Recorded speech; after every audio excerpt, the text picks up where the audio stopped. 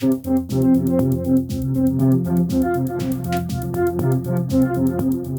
everybody. It's Elizabeth from Elpis Astrology at elpisastrology.com.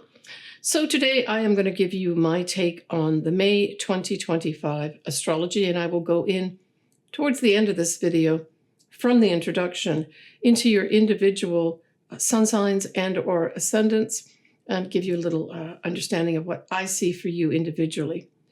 I'll also do the June peak after that as well. Actually, I will do the June peak before I do that. All right. So what do we got going on? Well, in May, we start off on the 2nd of May. Venus in Aries will be conjunct Neptune. And if we look at Neptune as a planet in relation to Venus, it's viewed as the higher octave of Venus. So when you have two of these together, it really speaks to probably some new initiatives in relationships. Let me just take a look to see. I don't have the degree down there for that, but let me just take a look at the actual degree for that. Because, yeah, if you are wanting to, say, start a new relationship or move something forward in a relationship, especially one that's very, say, romantic, that 2nd of May would be really nice. So let me just look up to see what degrees it's at. Yeah, so it's right at the beginning of Aries. Yeah, so we're looking at 0, 1 degree of Aries. If you've got something around this, could be absolutely awesome for you. The other thing I was thinking too was there might be a mysterious way you have some money come into your bank account. Again, if you've got these degrees, so we're really looking at, I mean, I might take it as far as 2 degrees, but really it's 0 to 1 degree to get that conjunction happening. The other thing that's happening around this time that goes on to the 12th of May is that Uranus will be sextiling the North Node. And I was thinking in particular for those Taurians, whether you're Taurus ascendant or Taurus sun sign, that have really, been working at trying to change their life and move forward in a new destiny path. That whole first week, well, actually it's more, it's almost 2 weeks, the 1st to the 12th of May, could be very helpful for you to get you on that destiny path that you want to get on. Now, it is at about 26 degrees of Taurus, so really it's going to be, I take a degree on either side of that, where it may actually affect you directly. Otherwise, a lot of these things go on without our really noticing them, right? Okay, so we look at the 3rd of May, we've got the transiting moon will be opposite Pluto. And so there may be something brought up this day with regards to the collective people, right? The moon can actually represent the people. And so I'm thinking there's going to be probably some push from the people and push back from those in power on that day. The next day, on the 4th, we have Pluto will be stationing to go retrograde. And that is around the 3 degree mark. So we may see the claws of power withdraw their claws a little bit at this time to go into a plotting and planning stage. When we look at the 6th of May, we have Venus sextile Pluto. And so this is lovely too. This again can lend itself to a powerful transformative relationship should you want one, or at least it gives you opportunities for that. It also gives you opportunities to potentially transform your money into something more significant, right? Pluto gives us power. It also deals with, on a more abstract level, those things that are under the ground, like oil, like all our precious metals, that sort of thing. And so you put that in your mind and you attach it to a sextile with Venus. This could be making money on, say, some investments with gold, silver, that sort of thing. Yeah. Now, we have our first lunation, which will be a full moon. That's going to be happening in Scorpio. It's at 22 Scorpio, 12 minutes on the 12th of May. And remember, also on the 12th of May, you will still have Uranus sextiling the North nodes. It'll be at 9:55 a.m. Pacific Daylight Time. And that moon is going to be opposite Uranus, a little widely, but it will be opposite. The sun will be conjunct Uranus, so that's pretty significant, right? So these are going to be unexpected things coming up maybe even some, yeah, I mean, we're all talking about Scorpio and Taurus here, right? Now, they tend to be this axis of Scorpio and Taurus, with Scorpio being opposite Taurus, is many times viewed as a money axis, right? So I'm thinking that around that full moon, with the moon conjunct Uranus, there may be some unexpected things come through with regards to our money. That's going to be very important for us to pay attention to. And certainly with the moon opposite, these are unexpected things that rattle us a little bit emotionally. Maybe that's going to be mostly on a collective level. Again, this moon's at 22 Scorpio. When we look at Mercury, deliverer of messages, it is going to be squaring Pluto.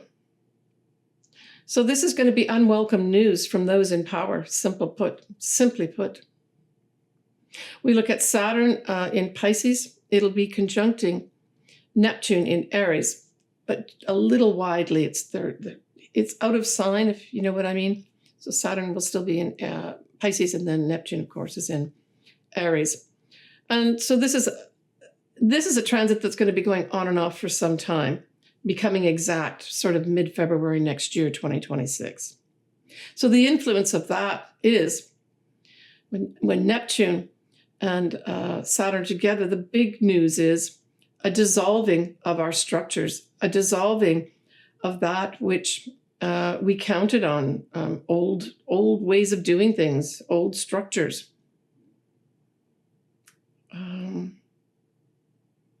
Yeah.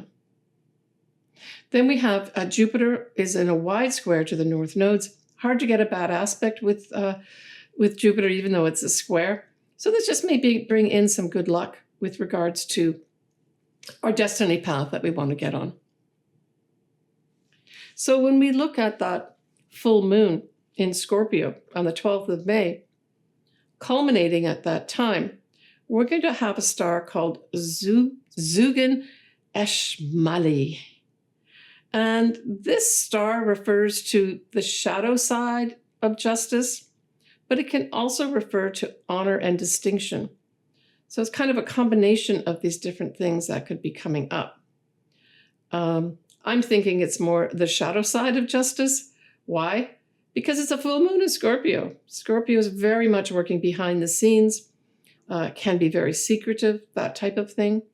So I guess that star, to me, can say we may have, justice not being properly meted out at this time.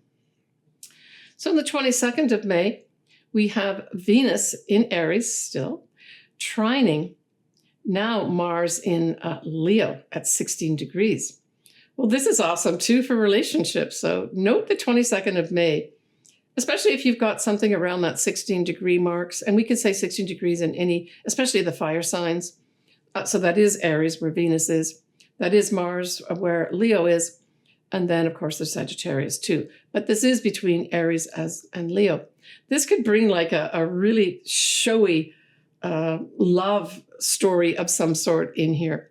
Maybe this will be played out with some of our royalty in Hollywood. But this could be part of the royalty too, because when we look at Leo as a sign, it is many times looked at as royalty. And so there may be something very favorable that comes up with regards to love and the royal family. Now, this can also represent money. And so in Aries, with Venus being in Aries, I'm thinking this could be some unique opportunities to really maybe put your own business together, push your ideas forward to the greater public. And maybe this could be some really creative projects. Some folks that have this around 16 degrees, this trine, this could be the start of a very beautiful creative project, right? Because Leo can represent that too. And Aries is all about me. What do I want to do? This is what I'm interested in. We also have the sun sextiling Neptune that way. And we've got the sun at 1 degree of Gemini, and then, of course, Neptune at 1 degree of Aries. So that supports what I just spoke about with the Venus and Mars. It's a highly creative time. And generally speaking, when we look at Neptune, We're talking about things like dance. We're talking about music, writing music, poetry, that type of thing. It's also film as well, and literally photographs. So that's super positive. So the 22nd of May, I would say, really highlight that if you've got something around any of these degrees that I've just spoken about, maybe to pursue some kind of creative project or get people to buy into your creative project, or just to start something highly creative and look for inspirational ideas at that time. On the 24th of May, we have the sun that will be in Gemini, trining Pluto in Aquarius at 3 degrees. And so this is positive. I would say this is going to be communications, powerful communications, important communications that probably hold some kind of transformational energy around it too. So if you've got anything around that 3 degrees of Gemini or 3 degrees of Aquarius, there could be some good news from those in power.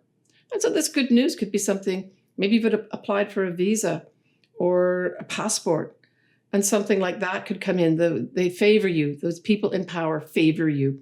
But it's going to come through some kind of messages. And when we've got both Gemini and Aquarius involved here, these could be literal, like you receive a letter. But generally speaking, I would say this is more through electronic means, and that would be like an email, text message, that sort of thing. And we also have Mercury supporting that when it's conjunct Uranus, right? Now that's at 27 degrees Taurus. But that day, the 24th of May, could be very powerful, unexpected information and or messages come in that are very supportive, that may help free you. Again, we go back to that whole Uranus being wanting to free you, wanting to liberate you, that type of thing. Now, that same day, we have Saturn ingressing or going into 0 degrees of Aries. And we know that Neptune's already there. So this is where the dance will happen back and forth until mid-February 2026, where Saturn and Neptune will be back and forth close together, talking to each other about what? Dissolving our structures, dissolving anything to do with old ways of doing things. Saturn talks about that. And pursuing new things. Now, we previously had Saturn going into Aries in April 1996, for those that want to go back and take a look what was happening for yourself at that time. On the 26th of May, we have our second lunation. It's going to be in Gemini, and that's a new moon. So happy new year to all my Gemini ascendants and sun signs. It's going to be at 6 Gemini and 6 minutes at 8:01 p.m. Pacific Daylight Time. Now, this particular new moon will be aspected by a culminating star called Alcyone. And Alcyone, depending how you want to interpret things, if you go back to the more ancient interpretation, it really refers to vision, including losing your vision. And it is a star that's in the Pleiades. But I think if you bring it to maybe a more modern, generalized understanding, I would say that we could be losing sight of something here, that we're not seeing how things are really going. So again, we've got the moon in Gemini, so there may be some announcements of some sort in the general public that we're just not able to see properly. It's not as clear as it could be. At that new moon, we know that the sun and the moon are together, but so is Mercury at this time too. So I think this is going to be important information that's going to come through, probably some kind of revelation of some sort, especially as Saturn now is in Aries too. It's going to be wanting to pursue a new path with regards to our structures, our old institutions. That 26th of May may very well bring into focus, this is how we're going to do these structures that we've seen maybe all our lives, or maybe for many hundreds of years. They're about to change. And especially when you've got that Saturn conjunct Neptune Neptune likes to dissolve things. But because this is a long-lasting aspect, at least almost a year or so, I would say that this will be slow erosion of those old institutions. Now, these institutions can include banks too. So there may be a big, huge change that happens there. But generally speaking, I'm thinking that this is going to be obvious as it starts happening, but slow in its actual progress to dissolve the actual structures. We've got still Venus trining Mars, but it's wide at this point. And this is about 18 to 20 degrees. And so, that's Leo as well as Aries. Yeah, so this is just another opportunity here potentially for, an interesting relationship, a very maybe glamorous relationship, right, with that Leo added in here. But it can also refer to our money as well, as I mentioned. And so this may be some opportunities to make money that, make money off some kind of creative project of some sort. We have Jupiter here, again, squaring that North Node. We spoke about that earlier. This is, I don't think, a negative thing. I think it's just going to be unique opportunities to expand that path that we want to get on for our destiny. We're going to have Mercury trine Pluto. And at this time, we are going to have 4 planets in Aries. So I'm still talking about that new moon at 6 degrees of Aries. So Mercury trine Pluto is positive for sure. The Pluto part refers to transformation, and Mercury refers to messages. It refers to any kind of communications. So these will be important communications that come in that are not necessarily negative. Trines tend to be very positive. When we dial down to the 30th of May, we have that lovely Sun conjunct Mercury at 8 degrees of Gemini. So this is important information. We end that month of May with some very important information coming into us.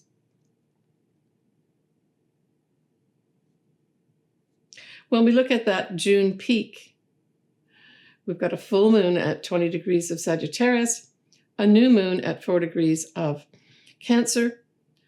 Mercury will conjunct Jupiter in Gemini. And then the Mercury square Pluto is at the end of June. And we're going to have Mars in Leo out of bounds. So I'll talk more about that later, but I thought I would just give you a heads up on that. So let's move on to looking at your own personal forecast. And you can use your ascendant and or your sun sign. I would listen to both. When you look or listen to your ascendant, what you're effectively doing is finding out where the aspects that I talk about, normally this would be the moons, what area of your life they fall in. So that's what the ascendant will give you when you read that or listen to that or watch that. And then the sun sign, the sun is the most important part of your chart. So you really want to listen to what it says there, and it may get you a little bit more insight and understanding. So Taurus, that full moon in Scorpio, that's your opposite sign, and it's your 7th house. And we know that Uranus is in your 1st house at this time, conjunct that sun, opposite the moon in Scorpio. So there's some big surprising opportunity here. It could be an opportunity to set you free, to liberate you in some way. So for those Taurians that have been waiting for that liberation, for that breaking free, here it is at this full moon in Scorpio. Now you are going to have Uranus leaving your sign pretty soon and going into Gemini in July. And I think that's going to be good news for you, Taurus. Because that's going to be your 2nd house, right? When you have Uranus going into Gemini for you, Taurus, that's your 2nd house, surprising opportunities to earn money. But this full moon is going to bring some kind of freedom, liberation, letting something go, a big illumination of some sort. And it could be something to do with your marriage partner, your business partnership, your clients. All those could be coming up here. And maybe those are some things that you do want to let go. You want to be liberated from. Maybe you want to change up your client base. Here's an opportunity coming in for you, right? Maybe you want to let that business partnership go. And here's an opportunity to end it. That new moon in Gemini is in your second house. We're just talking about your second house. So this is a new job opportunity potentially to earn new income. It could also have you having a new view of you and your value. So this may be you taking up a new job, being offered a new job, and that money that they give you really shows you your value. Now, the other thing is that this could just very simply be having you getting a possession that involves communications of some sort. Maybe you're going to get a really super duper mobile phone of some sort that you've wanted, that you've been lusting after, and that's that possession. And you get the more expensive version of it at this time, or you get the opportunity for it. I mean, Jupiter will be in Cancer, but Jupiter in Gemini for the first part of June will still be influencing this new moon positively. So you could have some good luck coming your way with regards to new money that you earn. Now, we look at Saturn and Neptune at this new moon now in Aries. Well, that's your 12th house. So for the next 3 years, you're going to be entertaining both Saturn and Neptune in your 12th house. Then Saturn, after 3 years, will go on to go into your sign and leave Neptune in your 12th house for another 10 years or so. So this could have you, there's a whole bunch of things that can happen with this, but I think it's going to be you getting real over confusing things that maybe you need to clear up. It's like you need to dissolve the old way of